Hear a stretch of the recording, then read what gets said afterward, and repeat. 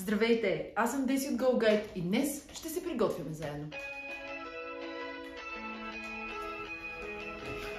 Аз отивам на After Work, но докато се приготвям ще ви разкажа всъщност какво предстои свързано с събитията на Go Guide от тук на там, тъй като това ще бъде последният After Work Social Club за сезона.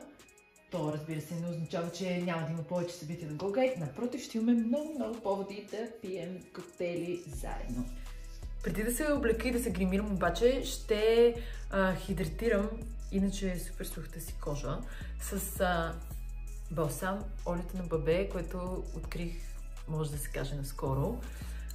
То е супер satisfying, според мен, защото почти веднага след като го нанесеш върху кожата, от балсам се превръща в олио, което, бонус точки, покрива много бързо, не оставя никакви следи върху дрехите и според мен изобщо не е мазано, даже напротив, просто хидратира кожата ти много добре, така че през целия ден тя се чувства жива и съвсем не някак опъната или зачервена, което особено хората с много суха, чувствителна кожа, кожа склонна към атопии, знаят, че се случва в студените дни много често. Освен балсам олиото, има и душ олио, което няма да ви покажа как използвам, защото можете да се сетите сами. Всъщност е много важно не само продуктите, които използваме за да хидратираме кожата си, за да я поддържаме какви са и да са създадени за нея, но също и продуктите, с които я измиваме, да бъдат направени така, че естествената защитна бариера на нашата кожа да не се нарушава, а напротив, да се подхранва. Така, време да започна да се гримирам, защото всъщност малко ще закъснея. Използвам си телефона за снимане и затова не мога да гледам колко часа, което е много проблем. Говоря и накрая нищо няма да си сложа на лицето, което ще е доста голяма загуба на време. Всъщност през 24-та година в Go Guide ще разширим проект After Work и готвим един нов формат, нова концепция. Нещо, което съвсем скоро ще обявим първите събития от новата серия. Естествено, те отново ще ни дадат повод да си кажем здраве с супер яки напитки, да слушаме много музика, да танцуваме, да срещаме с всяки хора и да се забравяме само както ние си знаем. Обаче, преди това да се случи, реално нещо много по-голямо ще се случи и това е Нова година! Новата година на Go Guide идва! Аз съм много хепи от този факт, много се вълнувам, както и всичките ни колеги, защото ти спомним една голяма и прекрасна нова година, която направихме, казваше се нова година в Ню Йорк. Сега време да се развихим отново, само че този път отиваме на съвсем различна локация. Ще имаме 1, 2, 3, 4, 5 зали. 5 зали, плюс открита сцена, плюс двор, в който също ще случват някакви интересни неща. Ще се въртат и редуват най-различни диджеи зад пулта. Общо взето ще бъде чудо. Обещавам.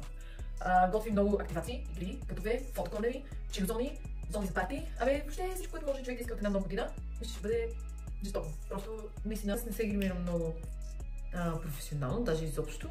Общо взето правя това, което ме кефи да правя. Правя това, от което кожата ми се чувства добре, защото, както казах и в началото, тя е чувствителна, суха и общо взето избягвам да прекалявам с крем. Правя някакви неща, които мисля, че са супер файн. Само, че съм си прибрала гримовата в чапка, защото не сте малко си чувствителна. И така, ето ме отново.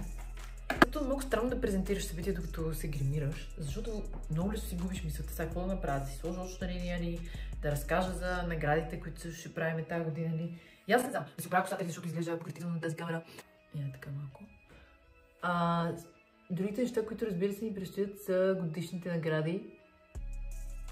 Те тази година също ще бъдат с разширен нов формат, както After Work събитията, така и годишните награди ще претърпят една лека метаморфоза. Ще се опитам да нарисувам малка очна линия.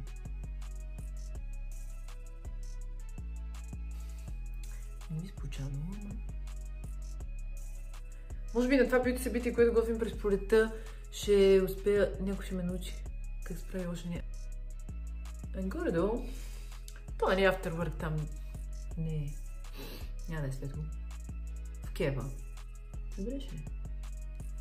Стъпка номер, не знам, 3 или 4 от моят грим е слагането на малко ръж.